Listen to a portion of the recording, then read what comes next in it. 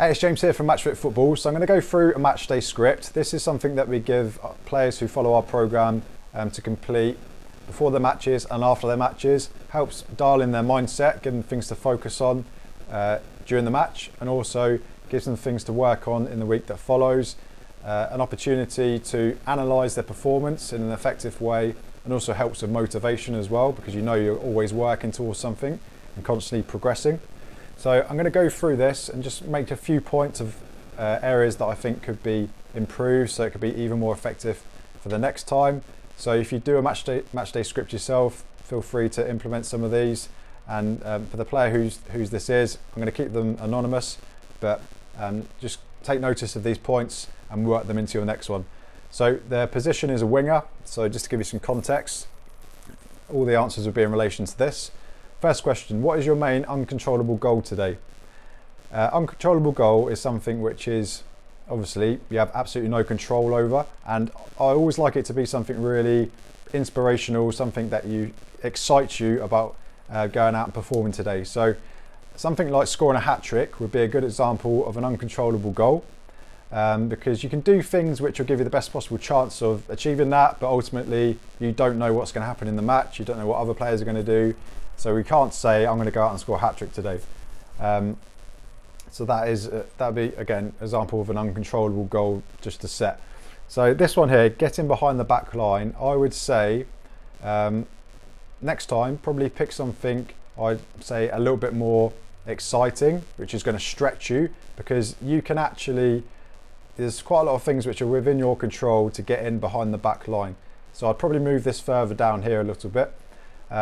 So I'd say to improve this, something a bit more inspirational is going to really excite you to go out and play, and something that you really don't have any control over. So in relation to this, the next question is, what 3 controllable goals will give you the best chance of achieving this? We've got working hard, vary the runs, and communication. Okay, so the one that jumps out for me, this is some good stuff to start with. Working hard, we need to be a bit more specific, and this is too obvious as well. If we're not working hard when we're going out on the football pitch, no matter how you're feeling, then I'd argue if you're a serious footballer, what are you doing on the football pitch? So I always say working hard, that's just a given. We probably don't need to write that down, because if you're a serious player and you're doing this sort of thing, I would take it as a given that you're not going to be a lazy player. So also, what is working hard? Is it running a lot? Is it running a greater distance than normal? Is it working hard mentally, so always being aware of what's going on around you? Again, be more specific, but this in general I'd say is too obvious, so I'll switch that out with something more specific. Vary the runs, that's a good one. We can make this more specific in the way that you could say, if it's looking like a straight ball, I'll make a diagonal run, and if it's looking like a diagonal ball, I'll make a straight run. So then you know that's going to help you vary your runs in a match, because you're going to identify a situation and you're going to act appropriately, rather than doing sort of random varied runs. So again, just being more specific. Communication, again, that's quite broad. So what specific things are you going to communicate which are going to help you achieve this uncontrollable goal? So try and I guess it's just a case of just going a step further with these and breaking it down again. Okay, moving on. If I can just move down here. What does a great game look like for you? Think of one of your best games in the past. Okay, so this is just basically reflecting on one of your games in the past. We've got 1, scoring a couple, so scoring a couple of goals. 2, beating defence 1v1, so being real effective in 1v1 situations. And 3, working hard all game. Again, with this one, I'd break it down. What was it that you were doing which you saw as working hard? Was it that you were able to run all game and you weren't having a drop off in intensity? Is it that you just felt more up for the game that day? And in that case, what did you do to feel like that? So again, just going a step further with this one. The next point, what does a bad game look like for you? Think of one in the past again. So heavy legs, okay, that's fine.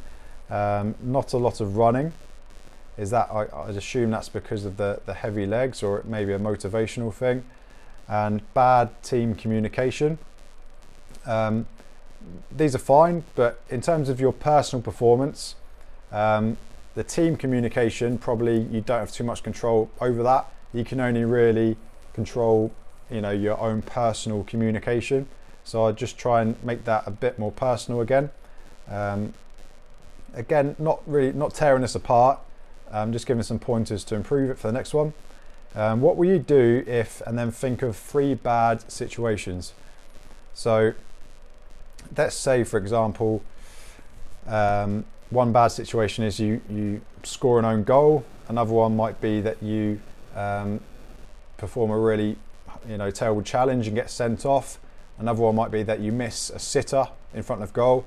So there would be 3 bad situations that might occur in a match, and you want to think about what you would do. So we've got this first one here, sorry. Work hard no matter what. Again, take it a step further. We need to think what is working hard? Is it just running around like a headless chicken? What is working hard mean for you? Take it a step further. Be open for teammates. Yeah, I like that one. So that's, I guess, always looking to be available to get on the ball. Again, just you could reword that to be a bit more specific. You could take that even a step further and say try and get in between the lines, between the defence and midfield of the opposition, and in between players as well. So it'd be taking it, getting even more specific. But again, you can build on this week after week. Talking constantly to my team. Okay, cool. I think we can take this a step further again. So what specific things do you think you'll be saying in that situation? Is it just shouting for the sake of shouting, or are there specific things that you're going to encourage your teammates to do? So interesting to see this one broken down a little bit further. Final one on here. If I start to lose my confidence and motivation, what can I do which will help? And we've got here, pick my head up, shake it off, move on. I like this one, but I think we can get a little bit more specific with these ones again to give you specific actions to implement. So pick my head up. How is that going to help? That's just sort of something we're going to say to ourselves, but really I would try and give something which is really going to, an action that you perform which sort of changes your state. So it might be something, so pick your head up. It might be saying to yourself, next ball, next ball, next ball. So that's an example of, using self-talk.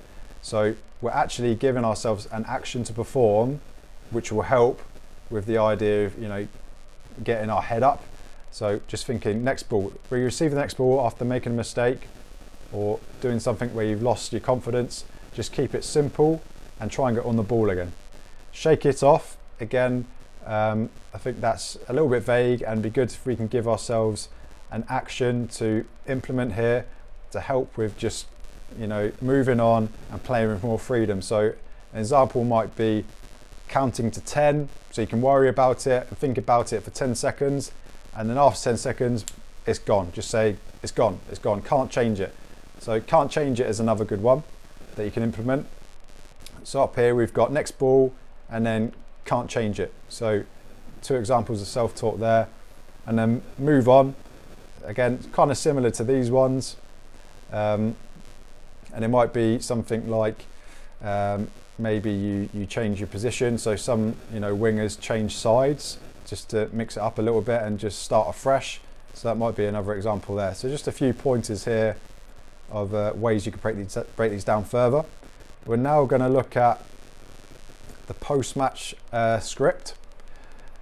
So first question, what were your 2 standout moments in the match? Single-handedly creating a goal, great, and dominating the midfield. Okay, cool, I like these 2. What was it that you did in midfield which gave the impression that you were dominating? So again, be more specific, think of specific situations and scenarios which added up to create this feeling that you were dominating the midfield. That will help your visualization for your next game as well, and you think about what one of your best performances was in the past. So let's have a look at why was number one of your standout moments. because I got to show my skill and confidence. Okay, that's cool. And you're able to control the game. Okay, yep, that's fine. And then moving on, what 2 moments could you have done better in? Recovering on defense, so I'd say that's probably in the transition when the team or personally you've lost the ball, trying to get back and win it back and defending. And then next one is yelling at my team. So maybe just losing a little bit of calmness. And yes, that's a good one to just reflect on and think, well, how can I change things to improve my performance in the next game, and help, you know, with my arousal levels, not getting over aroused and it's starting to affect my performance. Okay, and then why? So again, we've got just put in the work. So we need to break this down. What is putting in the work? Recovering on defense, does it mean getting back into a position that your coach has told you to get back into? Is it for 5 seconds, working as hard as you possibly can as soon as you lose the ball, at maximum intensity to try and win it back as soon as you can? So break down what is putting in the work. Next one, I need to stay positive. Good. How can we take this a step further? What things can we implement to help us with that feeling of staying positive? So it could be, again, implementing that self-talk of next ball, or it could be a good one that I like to use is making players think of their performance in terms of how choosing an animal and sort of using an animal's characteristics and traits and trying to copy that. So rather than thinking to yourself, I want to, you know, have endless energy, you would instead visualize a cheetah. So you might even write the word cheetah on the palm of your hand, and then, you know, if you're ever feeling that you're not very positive and you're losing a little bit of motivation to keep working and doing, you know, sticking to your script, then you look at your hand, it says cheetah, and you're going to play and try and mimic the characteristics of a cheetah. Another one is greyhound. So I would use greyhound probably with Jamie Vardy.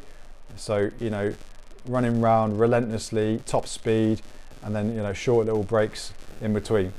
So little things like that you can implement to help you stay positive.